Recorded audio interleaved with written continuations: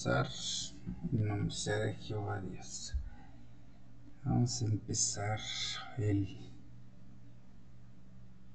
culto de hoy con una oración y continuamos con el estudio de la guía de estudio de la Biblia y después con el testimonio que está en el folleto misionero y por último una oración. Jehová Dios y Padre nuestro que estás en los cielos, en la tierra y aquí y en todo lugar, te agradecemos primeramente por la vida y por la salud que nos has dado hasta este instante, Señor, y te pedimos que no la sigas regalando, Señor. Te damos las gracias también por la oportunidad de leer y escuchar tu santísima palabra, Señor. Te pedimos que nos des entendimiento y memoria para atesorar, entendimiento para entender tu mensaje y memoria para atesorar tu conocimiento, Señor. En el nombre santo de nuestro Señor Jesucristo, Señor, te pedimos que esta lectura, que este momento de adoración transcurra sin interrupciones, Señor. En el nombre santo de Jesucristo te lo agradecemos y te lo pedimos todo. Amén. La lección de hoy se titula Los dos testigos. Leeremos para el estudio de la misma el libro de Apocalipsis, capítulo 11, verso 3 al 6. El libro de Zacarías, capítulo 4, verso 14. Otra cita de Apocalipsis en el capítulo 12, versos 5, 6, 14 y 15. El libro de Daniel, capítulo 7, verso 25.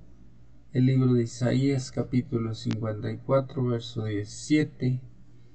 El libro de Salmos, capítulo 119, verso 89. Y otra cita de Apocalipsis en el capítulo 11, verso 15 al 18. Esta es la parte de sábado, del pasado sábado. No, perdón, creo que estamos mal. Estoy mal, me estoy brincando una lección. Bueno, corregimos esa falla. El de hoy se llama Fe contra todo pronóstico. La parte del sábado pasado es un repaso general hoy y vamos a leer para el estudio de esta lección el libro de Salmos, capítulo 119, verso 162, el libro de Juan, capítulo 16, verso 13 al 15, y segunda de Pedro, capítulo 1, verso 20 al 21, el libro de Efesios, capítulo 2, 8, 9, y Romanos, capítulo 3, 23, 24, capítulo 3, verso 23 y 24, capítulo 6, verso 15 al 18.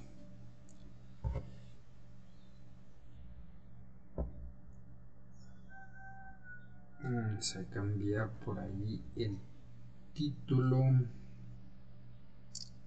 porque no es los dos testigos como es el título de la siguiente lección, sino se titula Fe contra todo pronóstico.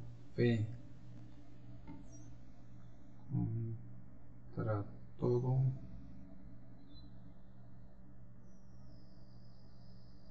pronóstico. Y ahí quedó. No cortamos el envío, no, simplemente editamos el título. Fe contra todo pronóstico.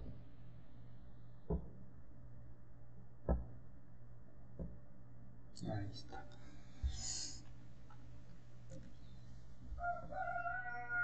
Dice, para memorizar, en mi corazón he guardado tus dichos para no pecar contra ti. Los reformadores protestantes tenían algo que el siglo XXI necesita desesperadamente, un propósito para su vida. En su libro The Empty Self, El yo vacío, el prestigioso psicólogo estadounidense Philip Cushman habla de quienes viven sin propósito. Sus creencias son superficiales, pocas cosas les importan y no tienen nada por lo que merezca la pena morir o vivir, pero los hombres, las mujeres y los niños de la Reforma protestante eran radicalmente diferentes. Tenían un propósito permanente por el que valía la pena vivir. Lo que creían era importante y no estaban dispuestos a comprometer su integridad. Sus creencias fundamentales formaban parte inseparable de ellos. Negarlas era negar su propia identidad. Ante la muerte misma tenían paz interior.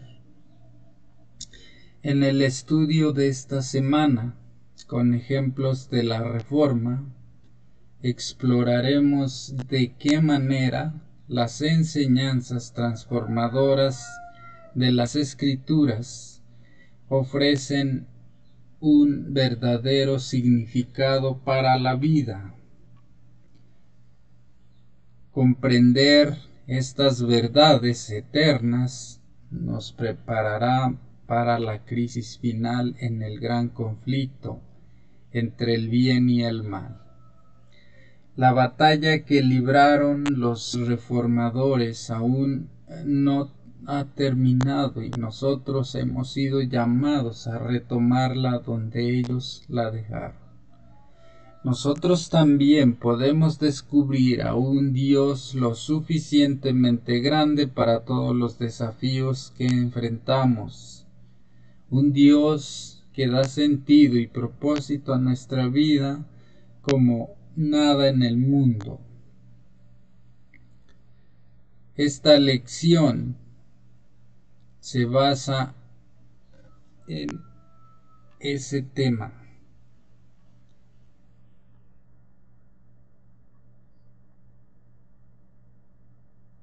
Parte número 2 o parte del domingo, que fue el 28 de abril. Se titula Solo la palabra de Dios.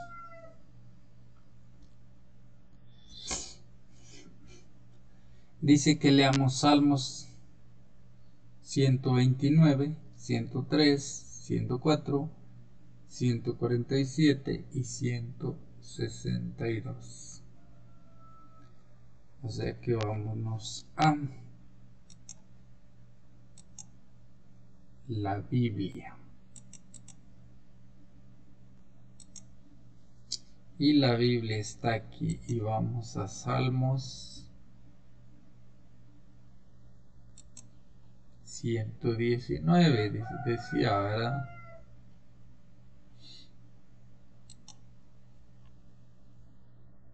Salmos 119, 103, 104. Salmos 119, 103 y 104 y luego los otros versículos.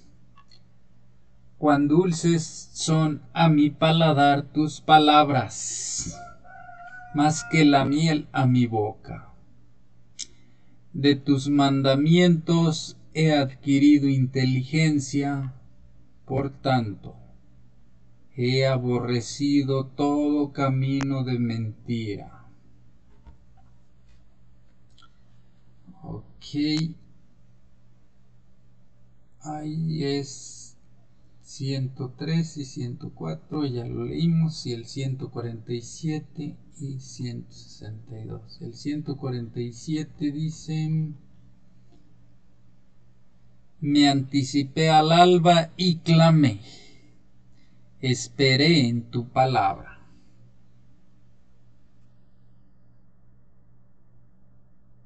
Y el 162 dice: me regocijo en tu palabra como el que haya muchos despojos.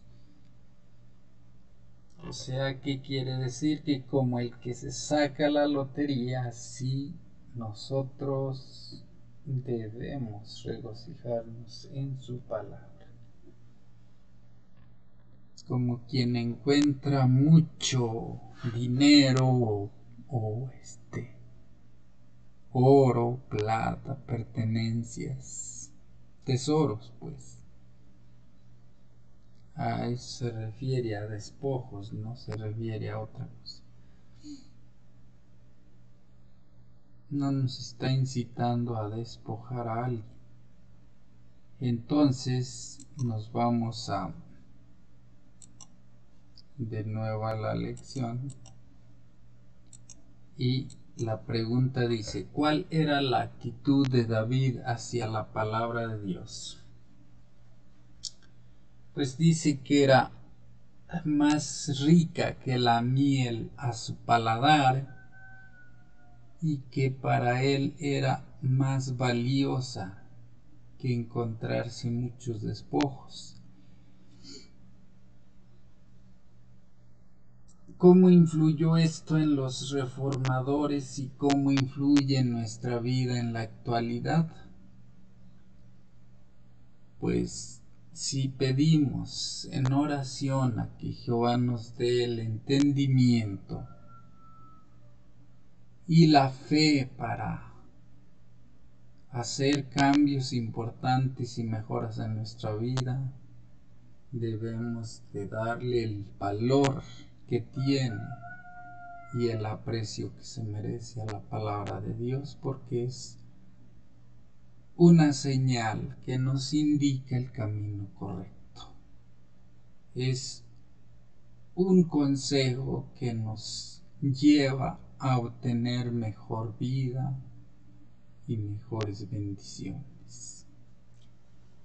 La Biblia era el fundamento de la fe de los reformadores y la esencia de su enseñanza. Comprendieron que estaban tratando con la inspirada palabra de Dios, que vive y permanece para siempre. Atesoraban cada palabra. A medida que leían sus páginas y creían en sus promesas, su fe se fortalecía y su valor se renovaba. Así sucede con todas las promesas de la palabra de Dios. En ellas nos habla a cada uno en particular y de un modo tan directo como si pudiéramos oír su voz. Por medio de estas promesas, Cristo nos comunica su gracia y su poder. Son hojas de ese árbol que son para la sanidad de las naciones. Recibidas y asimiladas serán la fortaleza del carácter, la inspiración y el sostén de la vida. Nada tiene tal virtud curativa. Ninguna otra cosa puede impartirnos el valor y la fe que dan energía vital a todo el ser. Las Escrituras irradian gozo a nuestro dolor, esperanza a nuestro desaliento, luz a nuestra oscuridad, dan dirección a nuestra confusión, certeza a nuestra perplejidad, fortaleza a nuestra debilidad y sabiduría a nuestra ignorancia. Cuando meditamos en la palabra de Dios y confiamos por fe en sus promesas, el poder vivificador de Dios vigoriza todo nuestro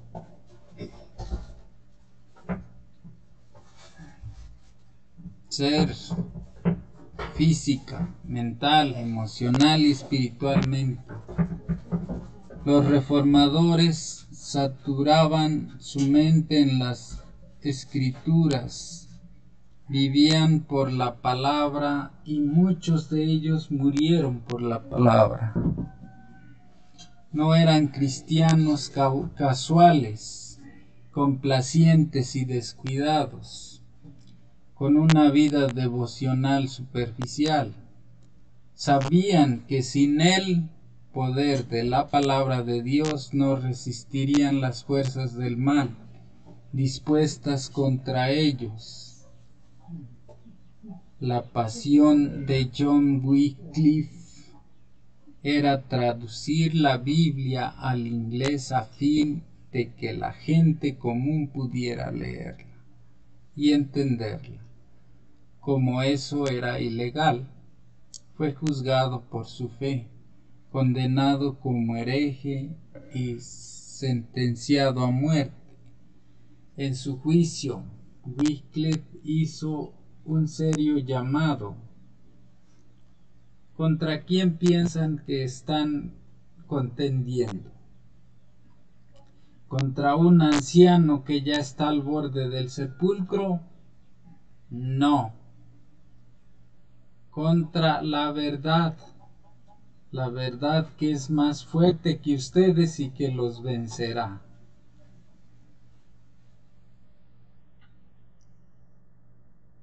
Citado en Elena de White, El conflicto de los siglos, las últimas palabras de Wycliffe se cumplieron cuando la luz de la verdad de Dios disipó la oscuridad de la Edad Media. Parte 3 o parte del lunes se titula Transmitir la palabra de Dios. Vamos a leer otras citas bíblicas, que es Corintios 4:1 al 6 y 2:14. La Biblia otra vez.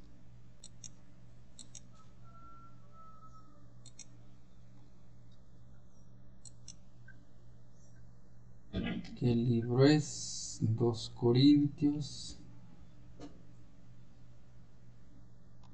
2 Crónicas,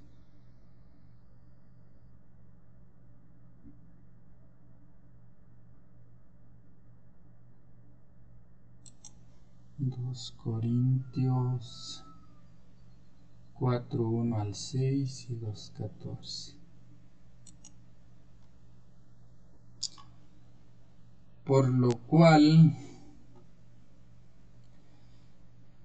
teniendo nosotros este ministerio según la misericordia que hemos recibido, no desmayamos, antes bien renunciamos a lo oculto y vergonzoso, no andando con astucia ni adulterando la palabra de Dios, sino por la manifestación de la verdad, recomendándonos a toda conciencia humana delante de Dios, por si nuestro evangelio está aún encubierto entre los que se pierden, está encubierto, en las cuales el Dios de este siglo cegó el entendimiento de los incrédulos, para que no les resplandezca la luz del Evangelio de la gloria de Cristo, el cual es imagen de Dios, porque no nos predicamos a nosotros mismos, sino a Jesucristo como Señor, y a nosotros como vuestros siervos por amor de Jesús, porque Dios, que mandó que de las tinieblas resplandeciese la luz, es Él que resplandeció en nuestros corazones para iluminación del conocimiento de la gloria de Dios en la faz de Jesucristo. Amén. 14.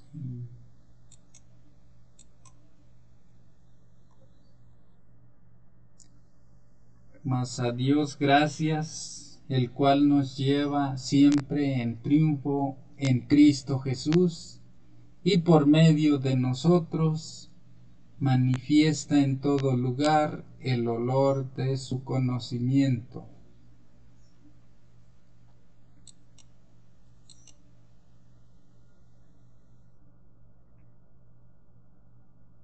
Vamos a ver qué dice la pregunta. Dice, ¿qué nos dicen estos pasajes acerca de la confianza que tenía Pablo a pesar de los desafíos que enfrentaba al proclamar la verdad de la palabra de Dios? Bueno, la confianza de Pablo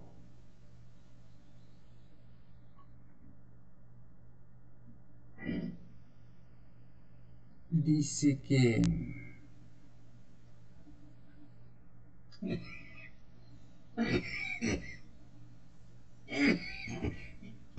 como tenía el ministerio según la misericordia que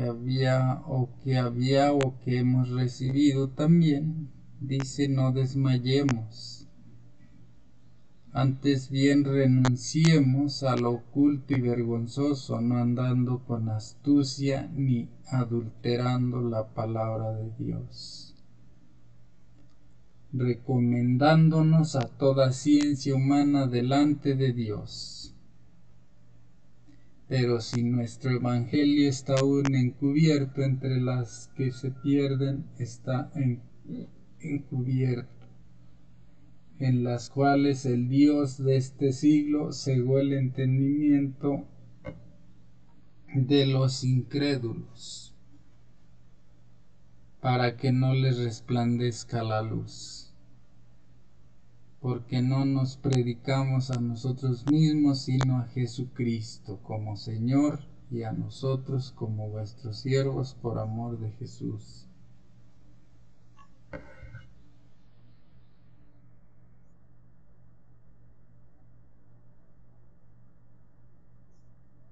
El apóstol Pablo enfrentó dificultades abrumadoras en su tarea de difundir el Evangelio. Sin embargo, tenía la confianza de que la palabra de Dios acabaría triunfando, porque, como dijo, nada podemos contra la verdad, sino solo en favor de la verdad. Los reformadores se enfrentaron a pruebas similares. No obstante, por fe, permanecieron fieles a la palabra de Dios. Un ejemplo de valentía frente a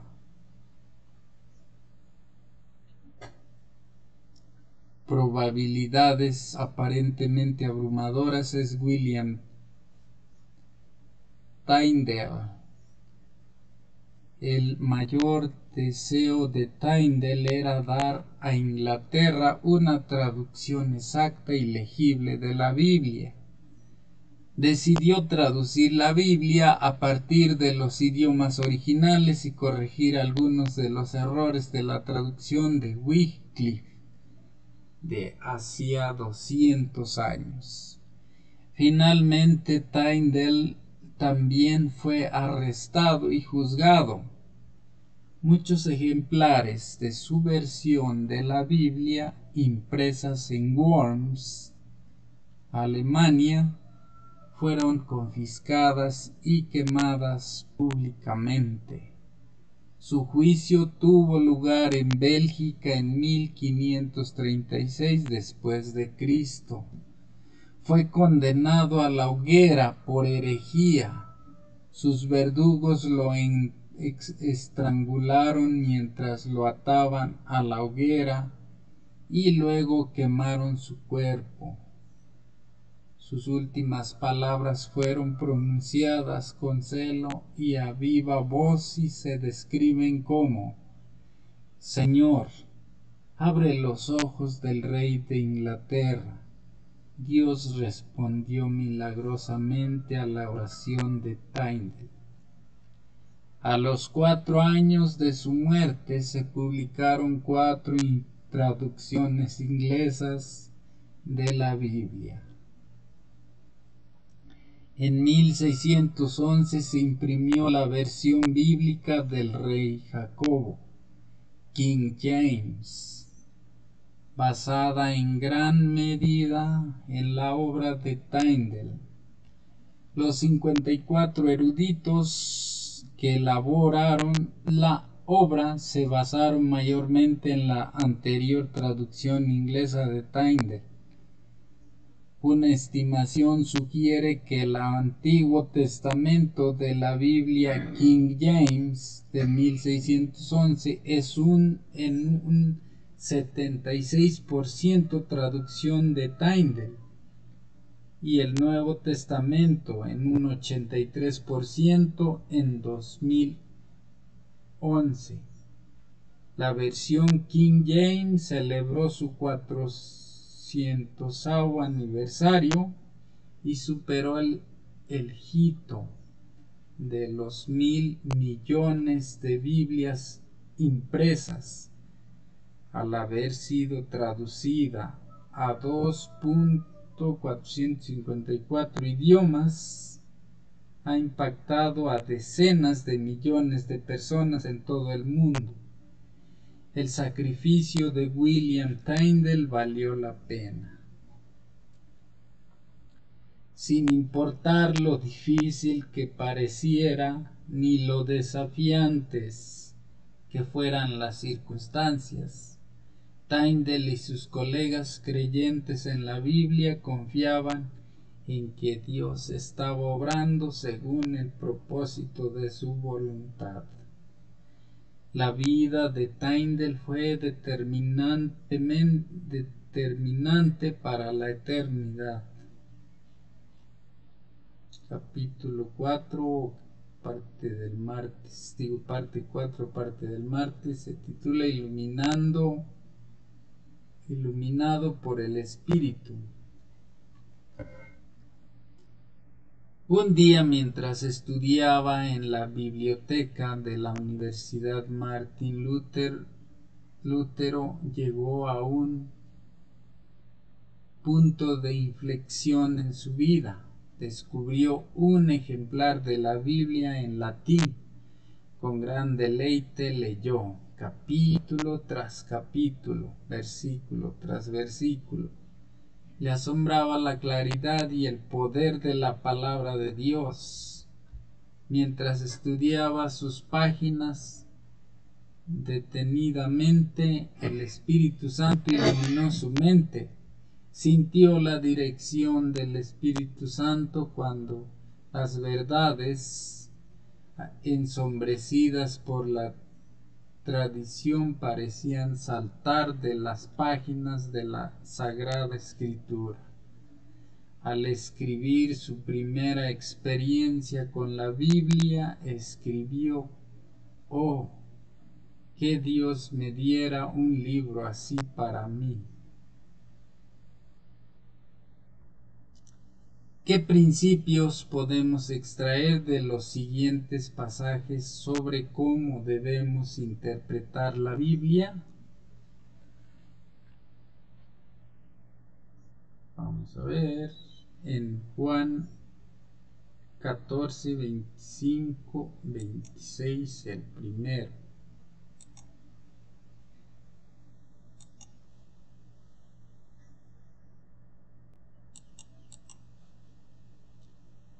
Juan 14,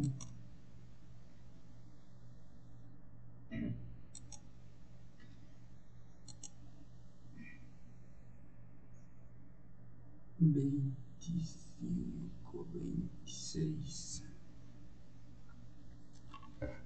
os he dicho estas cosas estando con vosotros, mas el Consolador, el Espíritu Santo, a quien el Padre enviará en mi nombre,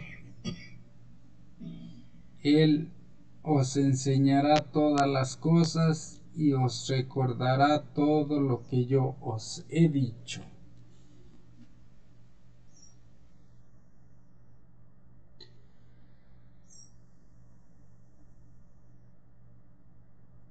En el principio de enseñanza, luego en Juan 16, 13 al 15.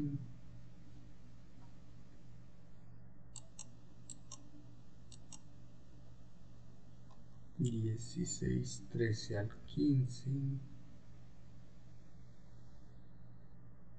Pero cuando venga el Espíritu de verdad, Él os guiará toda la verdad, porque no hablará por su propia cuenta, sino que hablará todo lo que oyere y os hará saber las cosas que habrán de venir.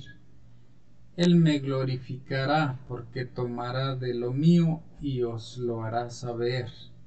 Todo lo que tiene el Padre es mío, por eso dije que tomara de lo mío y os lo hará saber.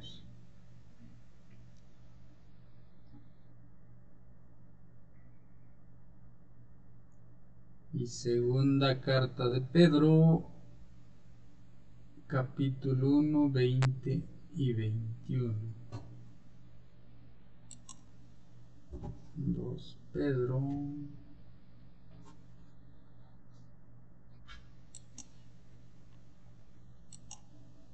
capítulo 1, versos 20 y 21. Entendiendo primero esto, que ninguna profecía de la Escritura es de interpretación privada, porque nunca la profecía fue traída por voluntad humana, sino que los santos hombres de Dios hablaron siendo inspirados por el Espíritu Santo.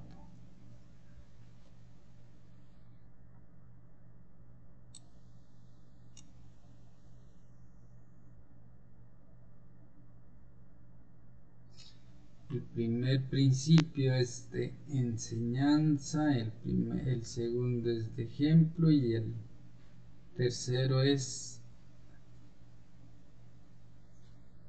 la aclaración de que la Biblia no se escribió por los hombres nada más porque ellos lo decidieran así, sino porque fueron inspirados por el Espíritu Santo. Lo excepcional de estos versículos es la seguridad de que el mismo Espíritu Santo que inspiró a los autores de la Biblia nos guía a nosotros cuando leemos las Escrituras. Él es el intérprete divino de la verdad divina. Lamentablemente muchos cristianos profesos hoy minimizan el elemento sobrenatural en la Biblia y exageran el elemento humano. Como Satanás ya no nos puede mantener alejados de la Biblia, su mejor alternativa es despojarla de su carácter sobrenatural, convertirla meramente en buena literatura, o peor aún, en una herramienta opresiva de la religión para controlar a las masas. Los reformadores vieron claramente que el Espíritu Santo, no los sacerdotes, los prelados ni los papas, era el intérprete infalible de las Escrituras. Hay un interesante intercambio registrado entre John Knox, el reformador escocés, y María, reina de Escocia. María respondió: usted interpreta las Escrituras de un modo y ellos, los maestros católicos romanos, las interpretan de otro. ¿A quién creeré y quién será juez en este asunto?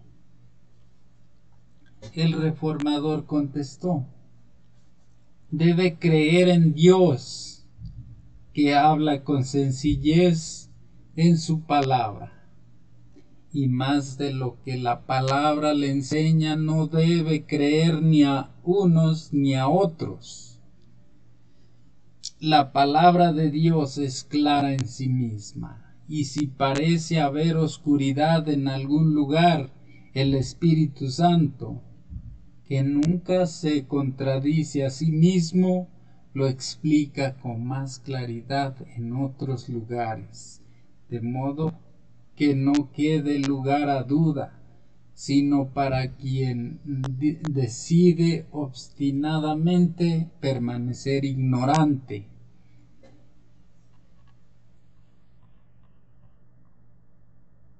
Parte 5, parte del miércoles. Solo Cristo, solo la gracia, así se titula. Ahora vamos a leer Efesios 2, 8 y 9 y Romanos 3, 23 y 24 y 6, 23 y 5, 8 al 10. Primeramente Efesios. No cambia, entonces ahí me quedo.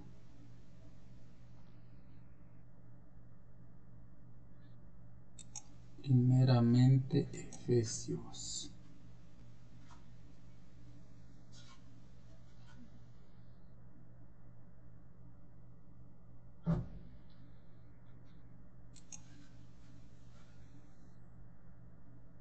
Efesios 2, 8 y 9. Dice: porque por gracia sois salvos por medio de la fe, y esto no de vosotros, pues es don de Dios, no por obras, para que nadie se gloríe, porque somos hechura suya, creados en Cristo Jesús para buenas obras, las cuales Dios preparó de antemano para que anduviésemos en ellas. Y la otra cita bíblica, el otro libro que vamos a leer es Romanos 3, 23 y 24 y dos citas más. 3, 23 y 24. Romanos 3, 23 y 24 dice: por cuanto todos pecaron y están destituidos de la gloria de Dios, siendo justificados gratuitamente por su gracia mediante la redención que es en Cristo Jesús.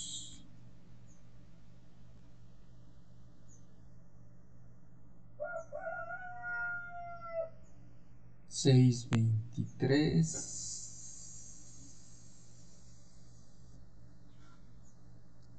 De aquí nos pasamos al 6. En el 23. Y después regresamos al 5. Porque la paga del pecado es muerte, mas la dádiva de Dios es vida eterna en Cristo Jesús, Señor nuestro. Vamos al 5, 8 al 10. Mas Dios muestra su amor para con nosotros, en que siendo aún pecadores, Cristo murió por nosotros, pues muchos más estando ya justificados en su sangre, por él seremos salvos de la ira.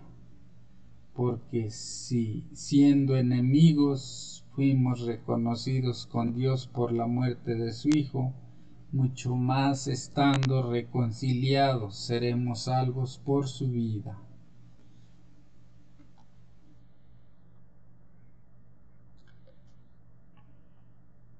Vamos a la pregunta de la examinación. ¿Qué enseñan estos versículos sobre el plan de salvación? Pues enseñan que Jesucristo murió, bueno, en primer lugar, todos los que somos pecadores estamos condenados a morir. Y de nuestro arrepentimiento o de nuestro cambio de hábitos depende si morimos temporal o si morimos para siempre.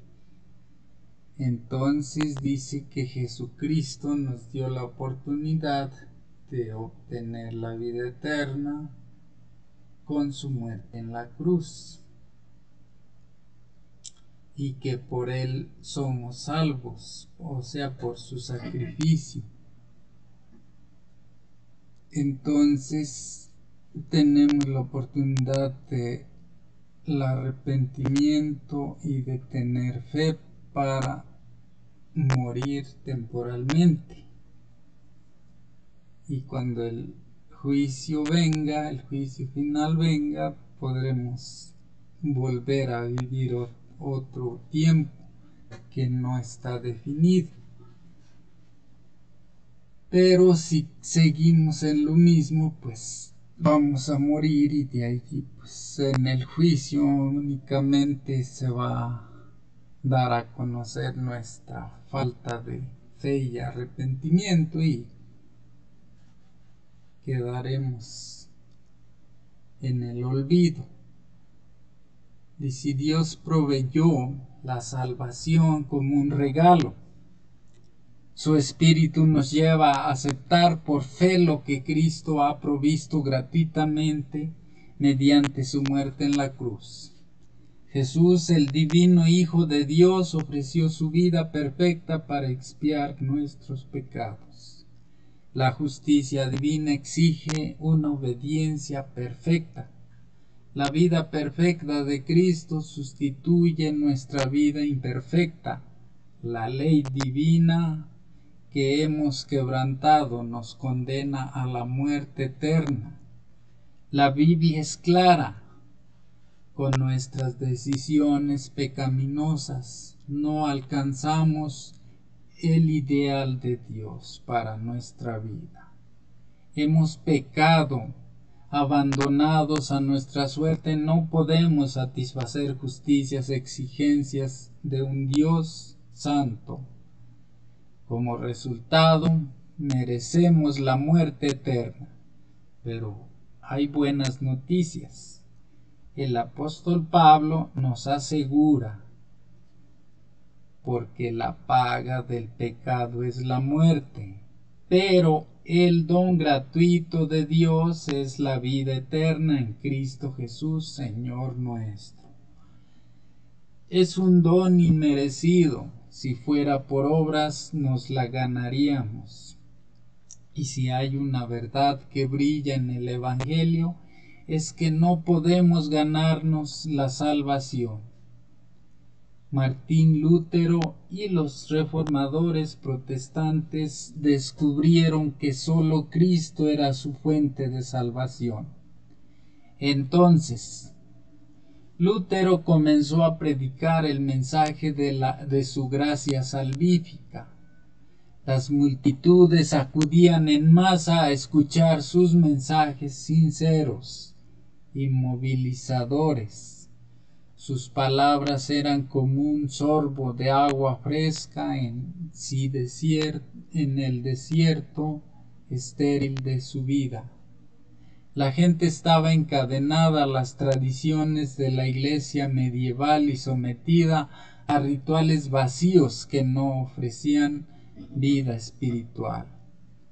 Los mensajes bíblicos de Lutero llegaban al corazón y la vida cambiaba. Al leer el Nuevo Testamento, Lutero se sintió abrumado por la bondad de Dios. Le asombraba el deseo de Dios de salvar a toda la humanidad. La visión popular que enseñaban los líderes eclesiásticos de la época era que la salvación era en parte obra humana y en parte obra de Dios. Lutero descubrió que la muerte de Cristo en la cruz era suficiente para toda la humanidad. Cristo fue tratado como nosotros merecemos, pero que nosotros pudiésemos ser tratados como Él merece. Fue condenado por causa de nuestros pecados, en los que no había participado, con el fin de que nosotros pudiésemos ser justificados por medio de su justicia, en la cual no habíamos participado. Él sufrió la muerte que era nuestra, para que pudiésemos recibir la vida que era suya. Qué resumen tan maravillosamente escrito del Evangelio, que podíamos ser justificados por una justicia en la cual no habíamos participado. ¡Qué promesa! Parte 6 o parte del jueves se titula La obediencia, el fruto de la fe. Vamos a leer otra vez Romanos en varias citas y después vamos a leer la promesa. La pregunta, perdón, no la promesa.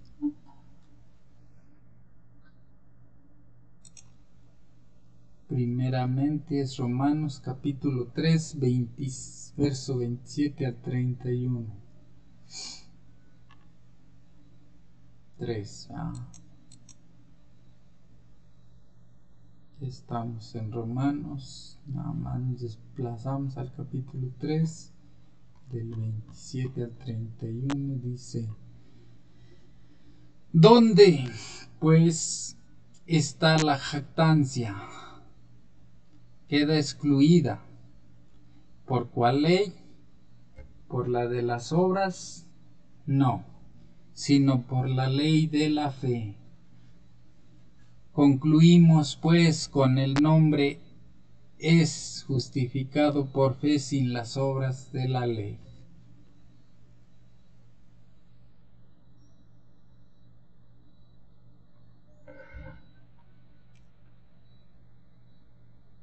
Sin las obras de la ley. ¿Es Dios solamente Dios de los judíos? No. ¿No es también Dios de los gentiles? Ciertamente también de los gentiles. Porque Dios es uno, y Él justificará por la fe a los de la circuncisión, y por medio de la fe a los de la incircuncisión. Luego, ¿por la fe invalidamos la ley? En ninguna manera, sino que confiamos la ley. Aquí claramente está diciendo que si luego por la fe invalidamos la ley, no, en ninguna manera, sino que confiamos la ley.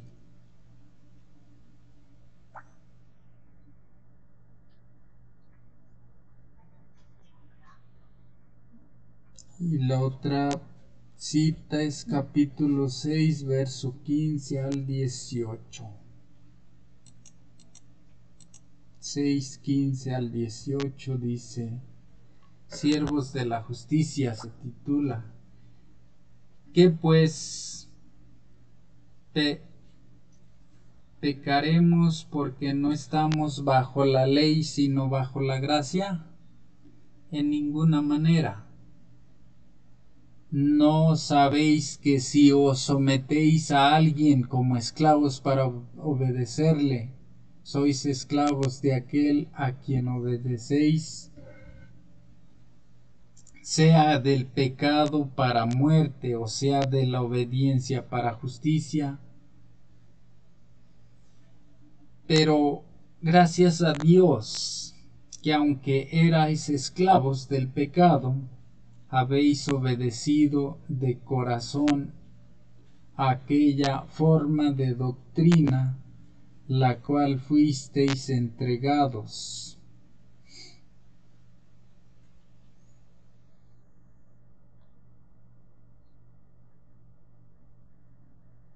Y libertados del pecado vinisteis a ser siervos de la justicia. La otra cita es 8:1 y 2. Ahora pues ninguna condenación hay para los que están en Cristo Jesús, los que no andan conforme a la carne, sino conforme al Espíritu. Porque la ley del Espíritu de vida en Cristo Jesús me ha librado de la ley del pecado y de la muerte.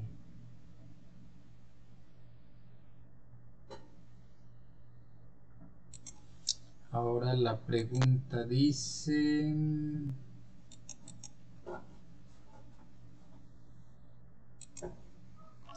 ¿qué nos enseñan estos versículos sobre la salvación solo por la justicia de Cristo? Pues dice que la salvación está basada en la fe y la obediencia y que debemos confiar la ley, no confiar en la interpretación mala que le dan los malos líderes de las religiones, porque el mensaje es claro. Hay que pedir el entendimiento que se les negó a los necios que no quieren creer, como dijo en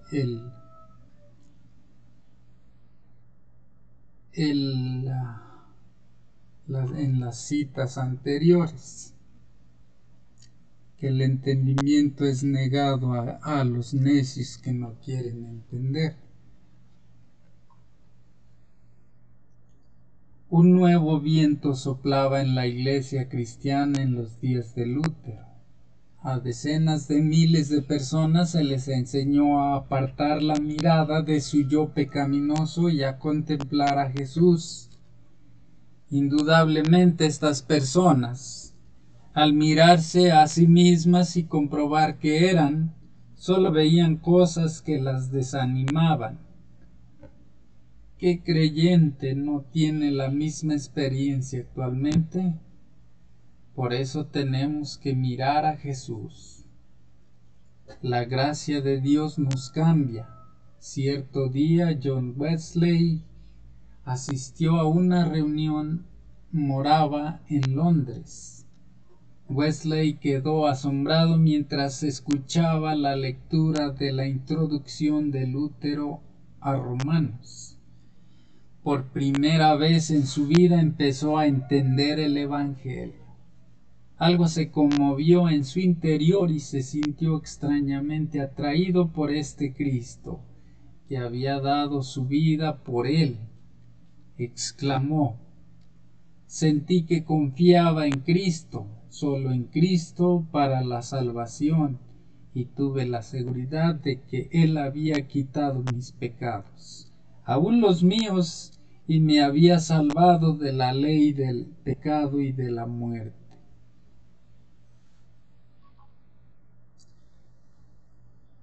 Ahora vamos a leer otras citas bíblicas, que es en Primera de Pedro, Segunda de Pedro y Colosenses y Efesios. Pero vamos a cambiar Biblia.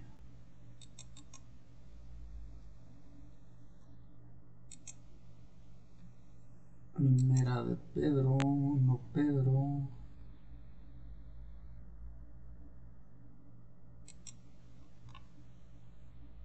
Uno Pedro es 2.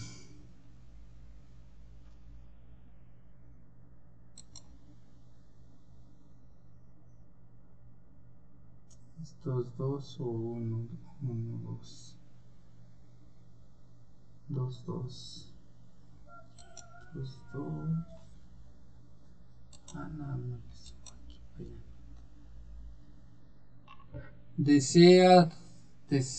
Desead como niños recién nacidos la leche espiritual no adulterada, para que por ella crezcáis para salvación.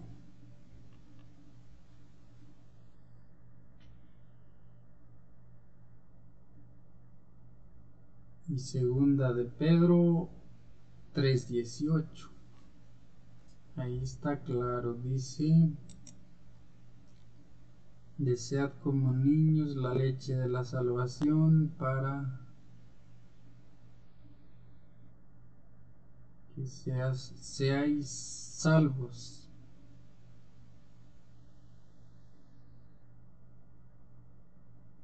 Dos Pedro 3:18.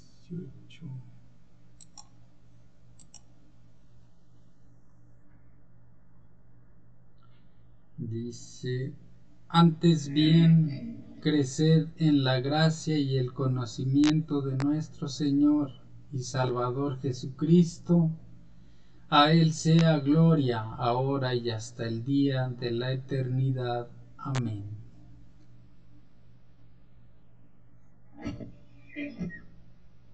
Colosenses 1:10.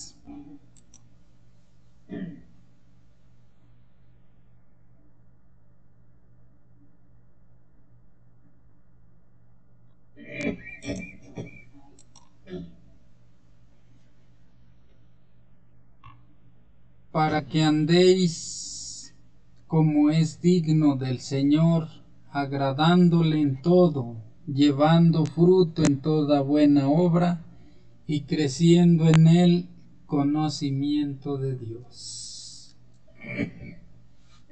Y la siguiente cita es Efesios 4:18 al 24.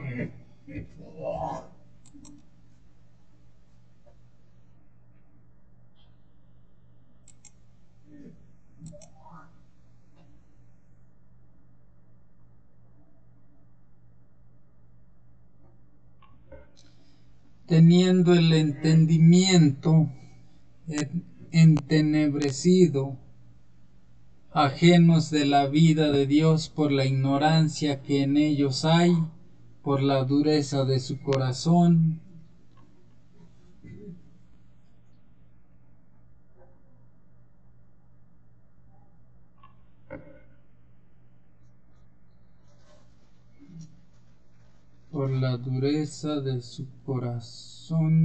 los cuales después que perdieron toda sensibilidad se entregaron a la lascivia para cometer con avidez toda clase de impureza. Mas vosotros no habéis aprendido así a Cristo, si en verdad le habéis oído y habéis sido por él enseñados, conforme a la verdad que está en Jesús. En cuanto a la pasada manera de vivir, despojaos del viejo hombre, que está viciado conforme a los deseos engañosos, y renovaos en el espíritu de vuestra mente, y vestíos del nuevo hombre, creado según Dios en la justicia y santidad de la verdad.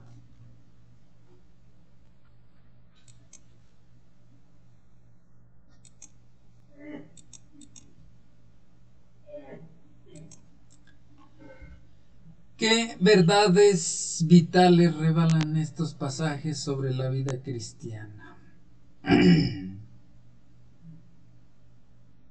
Pues que somos pecadores, pero que nuevamente debemos dejarnos enseñar por Cristo y de cambiar y ser renovados, renovados de acuerdo a la enseñanza y a la ley de Dios y a lo que Jesús nos enseñó. Los reformadores estudiaban sistemáticamente la palabra para descubrir más verdades. No contentos con el statu quo ni con una experiencia religiosa rígida con poco o ningún crecimiento, anhelaban constantemente conocer mejor a Cristo. Muchos cristianos de la Edad Media que creían en la Biblia pagaron un precio muy alto por su determinación. Fueron torturados, encarcelados, exiliados y ejecutados. Confiscaban sus propiedades, quemaban sus casas, asolaban sus tierras y perseguían a sus familias cuando los expulsaban de sus hogares.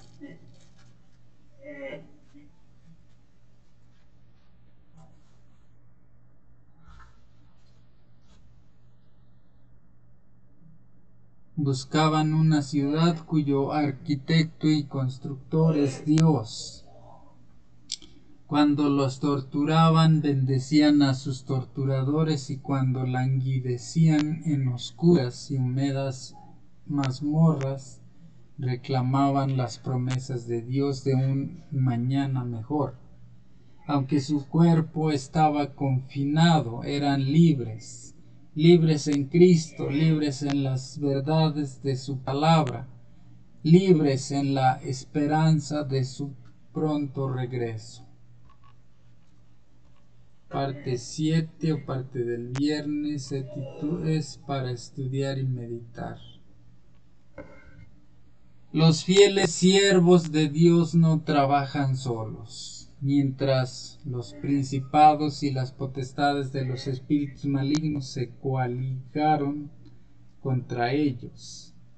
El Señor no desamparó a su pueblo. Si sus ojos hubiesen sido abiertos, habrían visto una tan clara evidencia de la presencia y el auxilio divino como la concedida a los profetas en la antigüedad. Cuando el siervo de Eliseo mostró a su amo el ejército hostil que los rodeaba sin dejarles escapatoria, el profeta oró: te ruego, oh Jehová, que abras sus ojos para que vea. Y he aquí el monte estaba lleno de carros y caballos de fuego. El ejército celestial estaba apostado para proteger al varón de Dios. Del mismo modo había ángeles que cuidaban a quienes trabajaban en la causa de la reforma. Cuando enemigos poderosos se unían para destruir la fe reformada y millares de espadas parecían desenvainarse para combatirla, Lutero escribió: Satanás manifiesta su ira, conspiran pontífices impíos y nos amenaza la guerra.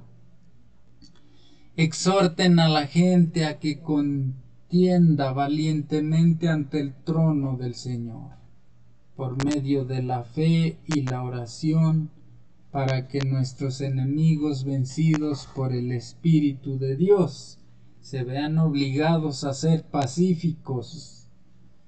Nuestra más ingente necesidad, la primera cosa que debemos hacer es orar. Hagan saber a la gente que en esta hora ella misma se halla expuesta al filo de la espada y a la ira de Satanás. Hagan que oren. La justificación por la fe, la gran verdad que Lutero descubrió, es el fundamento del Evangelio, la verdad sobre la que descansa nuestra esperanza de salvación. Su himno, Castillo Fuerte, enuncia el Evangelio en forma poderosa. Luchar aquí sin el Señor, cuán vano hubiera sido. Mas por nosotros pugnará el Dios el escogido. ¿Sabéis quién es? Jesús, el que venció en la cruz, Señor de Sebaot, omnipotente Dios, el triunfo en la batalla. Él triunfó en la batalla. Él triunfa en la batalla. Bueno, eso fue todo de la lección. Vamos al folleto misionero y se titula Reticente al bautismo. Y el testimonio es de Violeta. Cuando el predicador adventista hizo el llamado durante una reunión evangelística en Tashkent, la capital de Uzbekistán, Violeta no se sentía preparada para el bautismo. Sus conocimientos de la Biblia le parecían escasos. El llamado del predicador para que la gente entregara su vida entera a Dios le parecía demasiado grande. No puedo hacerlo, pensó, no lo haré. Violeta llevaba ya un tiempo asistiendo con su madre a una iglesia adventista. Las dos habían completado estudios bíblicos juntos con un grupo pequeño. Entonces el presidente de la Universidad Adventista Soaksky, donde se encuentra el seminario de la Iglesia Adventista en Rusia, visitó Tashkent para dirigir una serie de reuniones de evangelización. Cuando hizo el llamado para que la gente entregara su corazón a Dios a través del bautismo, la madre de Violeta fue la primera en pasar al frente.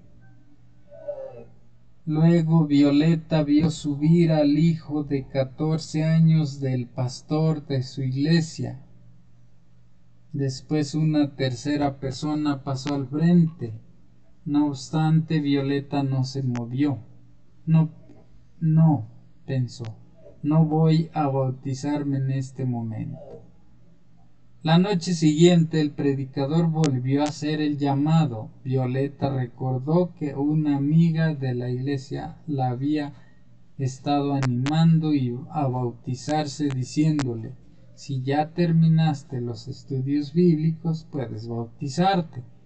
Pero ella no se sentía preparada, pensaba que no tenía suficientes conocimientos de la Biblia. Mientras el predicador hacía el llamado, parecía estar mirándola directamente a ella. Violeta movió firmemente la cabeza diciendo que no. La última noche de las reuniones, el predicador hizo un último llamado. ¿A quién le gustaría entregar su corazón a Jesús por medio del bautismo?, preguntó.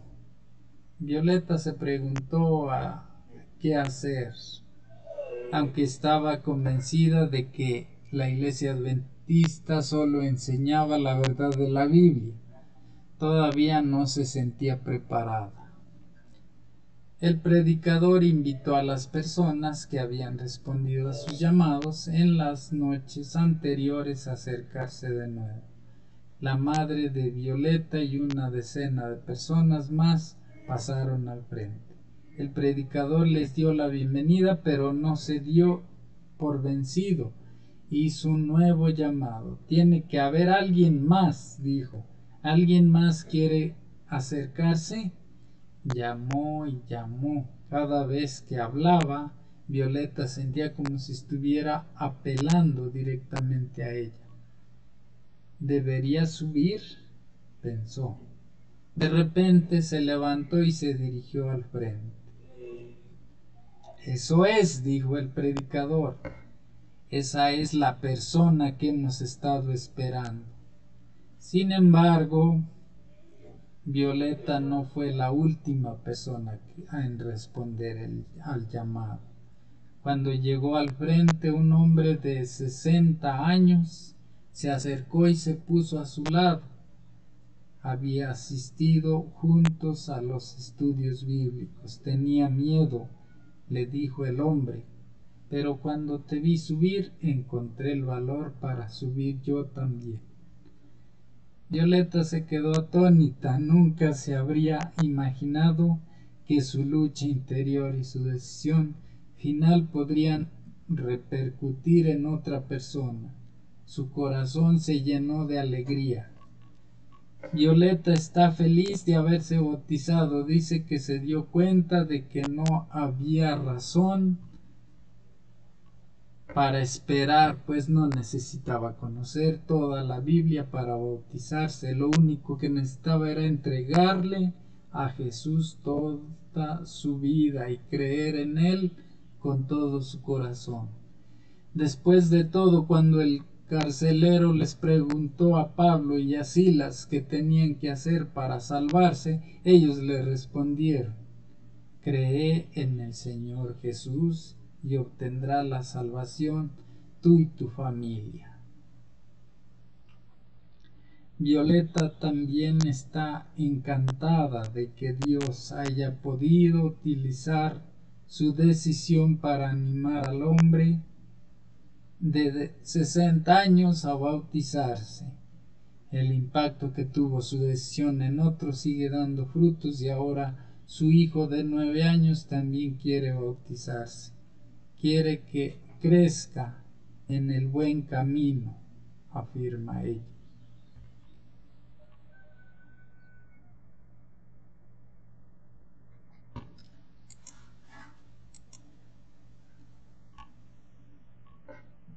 Ese fue el testimonio de misionero.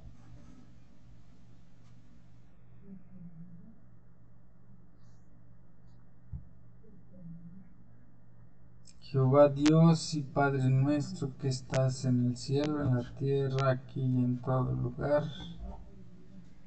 alabamos, bendecimos y glorificamos tu santo nombre en este día y a toda hora, y así sea por siempre. Amén.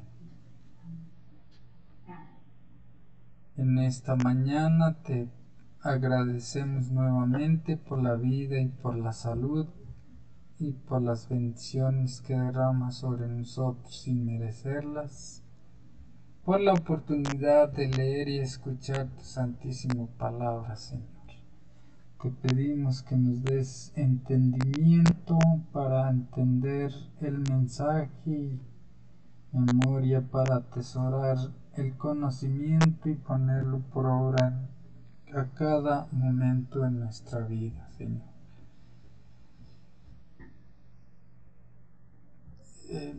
Te pedimos por todas aquellas personas que se han alejado de ti, Señor. Te pedimos que toques sus corazones y las hagas acercarse a ti, a tu palabra, para que tengan fe, obediencia y arrepentimiento de lo pasado que hayan hecho y tengan la oportunidad de la salvación y de la vida eterna, Señor. Te pedimos por todos aquellos que se encuentran en cualquier tipo de necesidad o de padecimiento, Señor, que les des lo que necesiten y les des la cura a esa enfermedad o la medicina exacta a esa enfermedad para que puedan sanar y vivir más tranquilos y contentos. Y sin más, bueno, te pedimos nuevamente también por aquellas personas que tienen sentimientos negativos en su alma, en su corazón, en su mente, como es el odio, el rencor y la envidia y el deseo de vengarse o de hacerle daño a su prójimo. Señor, te pedimos que limpies de ellos esos malos sentimientos y que les des la resignación y el don de perdonar. Bueno, por último ponemos en tus manos nuestra salud y nuestra vida. De aquí en lo adelante, que sea tu santa voluntad, Señor, sobre nosotros, en el nombre santo de nuestro Señor Jesucristo. Amén.